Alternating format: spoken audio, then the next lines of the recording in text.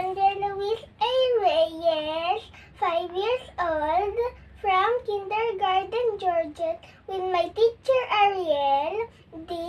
Aviles. I want to become a nurse when I grow up.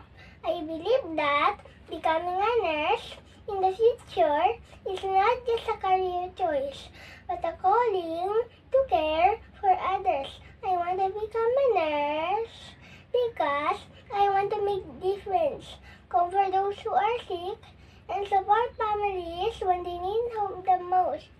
But my journey starts now. Being a good child today is the first step toward becoming a great nurse tomorrow.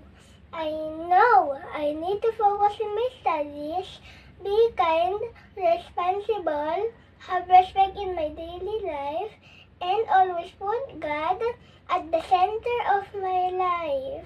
Helping at home, listening to my parents and teachers, and treating others with empathy are all important steps toward my goal.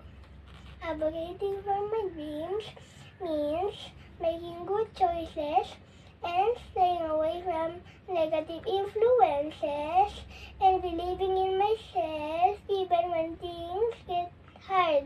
I may still be young, but I already know that I want my life to have purpose. I want to heal, comfort, and serve. That is why I choose to study hard now.